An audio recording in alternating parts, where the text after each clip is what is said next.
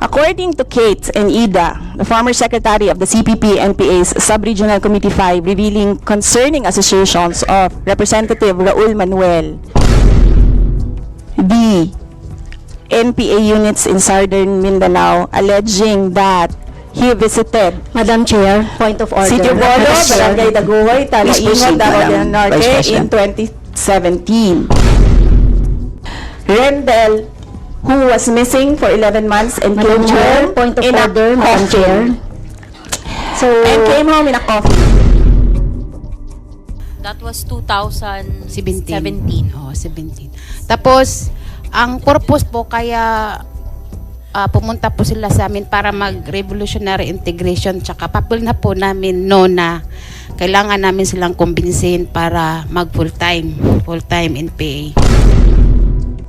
It was the son of the president, the senior assistant majority leader, deputy majority leader, ang nagsabi at nag-sponsor ng budget. Invoking the time-honored tradition kept by the House. In-approve kagad yung budget. So ano ba nangyari? Hindi po ba nyo naaalala?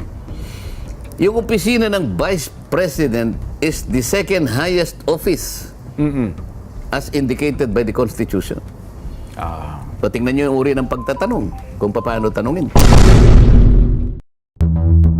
Super Pinas TV. Super Pinas TV.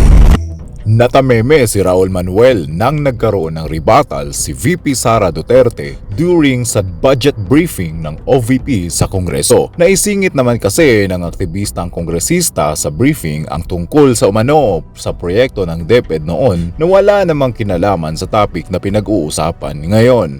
Ayon naman daw kasi sa pahayag ni Raul Manuel na na-distribute daw ng leaflets ang DepEd na paano iwasan ang recruitment ng CPP-NPA. Sobrang halata na po talaga kung paano niya dinepensahan ang mga komunista sa kanyang mga banat. Nung sumagot na si VP Sara ay ni-request niya sa committee chair na dahil pinahintulutan niya si Raul Manuel na maghayag ng unrelated question ay dapat pahintulutan rin siya na si Raul Manuel pala ang dahilan ng pagkawala ng isang katutubo sa Southern Mindanao sa loob ng 11 months at nasa kabaong na nung bumalik.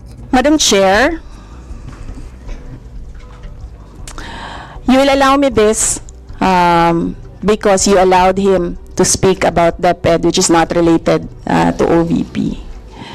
According to Kate and Ida, the former secretary of the CPP-NPA's Sub-Regional Committee 5, revealing concerning associations of Representative Raul Manuel with the NPA units in Southern Mindanao, alleging that he visited Madam Chair, point of order. Sitio Bolo, Madam Chair. Barangay Daguhoy, Talaingon, Davao del Norte Vice in 2017. And his alleged connections with the CPP-NPA coupled with the recruitment activities involving Kabataan Party List. Rendel, who was missing for 11 months and Madam came Chair, home point of in a order, Madam Chair. coffin. And came home in a coffin. At yun na nga po, meron ding pahayag si Representative Marcoleta na sa sobrang tagal na panahon niyang nasa Kongreso ay meron pala silang tradisyon na kapag ang budget ng OVP na pangalawa sa pinakamalaking opisina ng Pilipinas ay ginagalang talaga at automatic approve na po iyon. Naalala niya pa noon na mismo si Congressman Sandro na anak ni PBBM ang nag-sponsor ng budget ng OVP na no need na i-discuss at 10 minutes pa lang ay approve na. Madam Chair. The Chair recognizes Senior Deputy Majority Leader Sandro Yes, Marcos. in line with the long-standing tradition of giving the Office of the Vice President parliamentary courtesy, I move to terminate the budget of the Office of the Vice President. For the motion to terminate the discussion for the Office of the Vice President.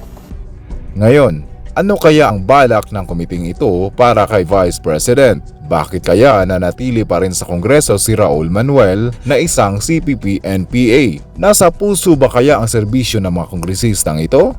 Totoo kayang may conspiracy ang mga nangyayari? Karapatan po natin malaman ang katotohanan mga kasuper bilang mamamayang Pilipino. I was the one who facilitated Raul Manuel, and we are very fortunate to And we're very fortunate because nandito po yung nag-receive po at nakakita po talaga personally kay Raul Manuel sa loob po ng NPA unit, and she will discuss her story later po. As a member of the Communist Party of the Philippines, he was tasked to for the revolutionary integration. Lahat naman po kami, yun yung pinagdaanan namin. So, Sige, yung sinabi po ni Arian Jean Ramos, ay totoo po yun. Siya po yung nag-facilitate ng biyahe nila, tapos siya po yung nagsundo po sa motor, tapos hinatid po sa kinampuhan po namin. Nag-spend lang naman po ng parang 1 week si Raul. that was 2017. 17. Oh, 17. Tapos, ang purpose po kaya pumunta po sila sa amin para mag-revolutionary integration, tsaka papel na po namin na kailangan namin silang kumbinsin para mag full-time NPA. Mr. Chair, sabi niya, I am invoking, sabi niya, the long time and the time-honored tradition Okay. that the office of the in processing the budget of the Vice President, Opo. there are no questions being asked, sabi niya. So wala na itatanong. And because of that, Madam Chair, Mr. Chair, ha? Wala na nagtanong. Wala na. In 10 to 15 minutes na approve po ang budget ng Vice President. Ito ang tanong, Mr. Chair. Kung ito po ay itinaguyod natin sa mahabang panahon, alam mo, pagka-tradition po ito, parang it was set in stone. Yes. Hindi basta-basta nawawala ito Pinangangalagaan ito, nire-respeto ang isang well-kept tradition. So, Mr. Chair, ano po ang dahilan bakit po natin binago Biglang ang nawala. tradisyon? Pakisagot mo, Mr. Chair. Oo nga, no? So, gusto kong ibalik sa kanila. Meron kaming tradisyon Meron kaming unwritten rule. Kung minsan yung mga unwritten rule na yun, Yun ang naghahari talaga. yun ang naghahari. Totoo naman At yan po. hindi po pwedeng baguhin basta-basta lamang yun. Ngayon, naghahanap ako ngayon ng kasagutan. Baka naman gusto nilang balikan yun. Hindi ba? Kailan lang nangyari? 2023. It was the son of the president, the senior assistant majority leader, deputy majority leader, ang nagsabi at nag-sponsor ng budget, invoking the time-honored tradition kept by the House. In-approve kagad yung budget. So ano ba nangyari? Bakit parang naiba ata, no? Mr. Chair, ano ba nangyari? Yan ang gusto ko sanang itanong. Ano po ba ang dahilan? Hindi ba ako dapat sagutin? Ako, peacemaker ako din. Baka naman gusto nyong balikan po yun. Bigyan niyo po ako ng matibay na dahilan kung bakit kailangan natin baguhin yung tradisyon. Hindi po ba niyo naaalala? Yung opisina ng Vice President is the second highest office as indicated by the Constitution. So, tingnan nyo yung uri ng pagtatanong kung paano tanungin. Kaya nga po, mukhang Pagkatapos, ito pa, meron pa akong itatanong Puro, ano na lang ako, puro parliamentary inquiry. Wala po tayong sinasaydan dito kung alin ang tama o kung sino yung mali. Ang gusto nating saydan po rito ay yung mga pangyayari, yung experience natin bilang mambabatas sa mahabang panahon. Pagsama-samahin po natin yun. Ang isusunod kong tanong, kunyari, ikaw na ang chairman ngayon, Jen. Mr. Chair. Kasi palagi nilang tinatanong, yung confidential fund. Okay. Diba? Doon na uuwi. Doon sila nag-away. Doon sila nagkaroon ng personal. Doon na talaga namang, diba? patod sa daan magkabilang panig. Mr. Chair. Yes. May I know for my own satisfaction, what is the nature of a notice of disallowance? Kasi, itong mga ito ay naging subject ng notice of disallowance ng COA, ng Commission ng Audit. COA. Yes po. Kasi kapag yung isang paggamit ng budget sang-ayon sa patakaran o sa pamantayan ng Commission on Audit, merong nakitang sablay sa anumang kaparaanan, ipa-plug nila ngayon yon at magkakaroon ka ng notice of disallowance. Ayun, Sa pamamagitan ng notice of disallowance, Jen, kung sino man yung dinirekta ng opisina ng COA, meron ka ngayong obligasyon na sagutin mo yon. Yes po, sasagutin niyo yun. So, ang tanong ko, Mr. Chair, what is the nature of a notice of disallowance? Oo nga, no? So, Anong isasagot sa akin? Kailangan sagutin ako. Ano yung nature? Ang nature niyan, Jen, isa itong notice na ibinigay sa iyo para sa ganon, tingnan mo kung paano nagamit. Sa aming palagay, may sablay ka rito, kailangan may ipalawag pagkakamali mo. ka dyan, tama ho. So kaya merong disallowance. Sa ngayon pa lang, sabi namin, dinidisallow namin ito at kinakailangan ipaliwanag mo. Ipaliwanag mo, At kung bakit? kinakailangan, ibalik mo muna ito. Parang ganyan, ano? Pero, ang notice of disallowance is not a final judgment. Tama kayo. Ito ay contestable. Ito ay appealable. Hindi natin alam nasaan ba itong notice na to, saan pinagtatalunan, sa director's level. Okay. Kasi kung minsan regional level eh. Opo. Baka sa region o kaya kung ito ay nandun na sa COA proper. National office. Kumbaga yung NBank. Okay. Kasi merong tatlong hindi ko Tatlong nagkakamali, commissioners. tatlong commission, dalawang membro at saka isang chairman. Yes, So kung nandun na sa Commission on Audit proper, yun na ngayon ang nagpo-process nung isinagot na apila. Yung unbank nang magpo-proseso Ngayon, pala. kung halimbawa wala na doon, ano man ang aksyon mula sa regional level o sa NBank, pupunta sa Korte Suprema din. So, ang Korte Suprema pa ang titingnan ng ganyan. Ngayon, kung yun ay nandun na sa mga opisina na yun, na sila naman ang tamang dapat nang magbigay ng hatol kung paano talaga ang paggamit at kung talagang ang paggamit may sablay o wala, ito ay didesisyonan ng komisyon. ng either the commission o kaya kung umabot na sa Korte Suprema. Ngayon, bakit mo pa ako tinatanong? Yun nga. Nandun na yun eh. Kaya palang sagot ng Pangalawang Pangulo, ito ay bahagi ng sasagot namin. Kaya yun yung pala sagutin, baka dumaprem, sapagkat bahagi pala yun ang sasagot nila sa kataas-taasang hukuman. Kaya ngayon tinatanong ko, what is the nature of a notice of disallowance? It being contestable, it being appealable, naka-appeal pa yan eh. Pinagtatalunan pa eh. Sinisiyasat pa yan sa mataas na uri ng pagsisiyasat, kaya nga umabot na sa mga nakakataas na opisina ng mga nakakaalam sa mga bagay na ito. So yun palang estado, no? Bakit ngayon pinipilit pa nating paanakin at dito pa nagko-concentrate ang mga tanong? Di ba? Anong maihita natin ngayon? Sinagot na nga yan eh. Sa makatwid, meron ng opisina na talagang tumitingin dyan. Tayo ba titingnan pa rin natin? Yan ang pinanggalingan lahat. Kaya tayo bilang peacemaker dyan, dapat balikan natin sa ganun. Ayun. Mukhang wala kasi nagpalutang ng ganyang puntos kong. Mukhang doon sa pagdinig, ayun ko, may kanya-kanyang sariling interest doon sa mga paraan ng mga pagtatanong po na lumabas doon sa Kamara noong isang araw. Kung makikita mo yung concentration ng pagtatanong, nandun nga sa confidential fund. Wala na nga confidential fund dyan eh. Ang academic na ito, at sa pinag-uusapan na 2025, wala nang confidential or intelligence fund. Kung ipipilitin mo na ibalik doon sa punto na yon, ibang usapan na yon. Di ba? Bakit yun lang ang tinatanong? Hindi ba yung DILG, yung mga gobernador, yung mga mayor, may confidential fund din yan dyan eh. Ha? So, dapat consistent. Kung gusto nyong tanungin lahat dyan, hindi siguro sa opisina ng Vice President.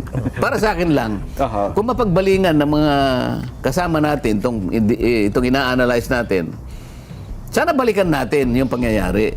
Di ba? Para sa ganon, makita natin kung alin ang mas tamang paraan. Ano ang tamang approach talaga? Ito pong opisina ng Vice President, nagkataon, sangayon sa ating saligang batas, na pinakamataas na batas ng ating bansa, siya po ang nag-occupy ng pangalawa sa pinakamataas na opisyal ng ating bansa. Meron kasi nasabi kanina, shouldn't she be accorded proper courtesy? Yun lang eh. Yan ang gusto nating i-analisa. Na sabihin sa lahat ng mga kinaukulan Pag-isipan po natin mabuti. Parang ayaw ko lang ko, ipakitama niyo ako, Kong. Di ba usually dalawang tanggapan lagi yan na nagkakaroon ng courtesy approval. Ang tanggapan ng Pangulo at saka ang tanggapan ng pangalawang Pangulo, di po ba? Tama ka dyan. Ayun, oho. Tama ka. Oho. Eh di dapat Meron nga ano yan eh. Alam mo, sa Akwan, pag nasa presidensya, parang nasa plenary debates na. Office of the President, tsaka Vice President, meron na mag-move. Hindi na nga Mr. Speaker, I move to approve the budget of the Office of the President. Palakpakan. Yun na, tama. Kasi, kung titingnan mo kasi, ito yung pinakamataas at pangalawang pinakamataas na pangulo ng na opisyal ng bansa. Yung karapat dapat na paggalang at pagtitiwala na ibibigay mo sa kanila, dapat nandun eh. Dapat nakasangkot yung pagtitiwala na yun eh. Vice President. Pagtatatanungin mo tungkol sa confidential fund na wala na nga. Nandun na nga sa pangangalaga ng COA yan. Kung nasaan man yan, pinagtatalunan na yan, inaanalisa na yan. Ngayon, dito pa rin tayo. Ang pagsulong ng bansa, ang isipin mo, doon tayo. Yun ang peacemaker, Jen. Ayun, eh dapat pala may tumayo doon, Kong. Sabihin, in line with the long-standing tradition Tumayo of ka giving ron. the office of the Vice President parliamentary courtesy, I move to terminate the budget hearing. Hindi na, I move to approve the Approve, budget hindi pala of the terminate. Office of the Vice President. Approve. Sana may ganon. Dapat may ganon. So, we're calling on the more cooler heads. Yan, Mga colleagues natin sa House of Representatives.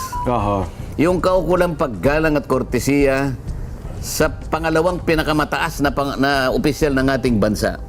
Hindi po natin inelect yan ng ganun-ganun lang. Nila pinaglagakan po ng napakataas na pagtitiwala ng maraming botante ng ating bansa. Yun po yung tingnan po natin. Tama. Tingnan po natin yun. Balikan natin yun. Hindi po natin pwedeng i-isolate yun. At huwag na po tayong magpersonalan. Nung tumindig si Kong Ungab, Kong, akala ko yun ang magiging linya na kasi naglatag sa ako niya, isa sa pinakamatagal na dito sa Kongreso. Matagal-tagal na rin. Introduction na ito. Ang siguro, ang na-expect ko, sasabihin niya, Tapusin ang practice talaga natin dito, bigyan natin ng courtesy approval. Mukhang nag-iba ang linya, hindi. Sayang naman. hindi pa yun ang sinabi eh. Kaya nga tayo sinasabi na natin. Sa ating palatuntunan ito. Di ba? Yun ang gusto kong balikan namin. Kung tingnan mo, tingalain mo ang opisina ng Vice President. Naglagak ng pagtitiwala ang napakaraming botante dyan. Hindi basta-basta opisina yan. Di ba? Yung Vice President at saka yung opisina, tinitingnan mo rito. Di ba? Maaring may pagkukulang yung taong nag-o-occupy dito. Ngunit yung opisina niya, hindi mapasusubalian din. Pangalawa sa pinakamataas na opisina sa ating bansa. Pero bagay sa Senado ko, kung di ako nagkakamali, nagkaroon lang ng konti doon sa punto ng libro. Pero lahat naman nag-move, nabigay na yung courtesy approval doon sa pondo ng pangalawang Pangulo. Kasi may nag-ek pa sa libro dyan. Ayun na nga. Di ba sinabi natin, napalitaw tuloy kung sino yung kuwagos, kung sino yung loro. Hindi ba? Nandito ka ba nun? Wala. Ang punto naman ng iba kasi Kong kahapon, teka lang, pondo rin naman ng taong bayan yan eh. Hindi ba pwedeng, siyempre, kahit paano mabusisi din natin, malaman din naman natin. Binubusisi na nga ng Commission on Audit kung nasaan man yan. Yung issue nandyan na silang pinakamabuting mambubusisi niyan sapagkat yan ang mandato nila, yun ang trabaho nila, yun ang calling nila. Tayo po ay nagpupulong ngayon para lamang po tingnan natin yung budget ng Vice President for 2025. Kung babalikan po natin yung nangyari, hindi ko na po alam kung paano po natin titingnan with impartiality, with full objectivity, yung pananagutan nasa harap natin ngayon. 2025 budget ng Vice President. So ngayon, lumitaw dahil nga sa iba na yung kulay ng pagtatanungan.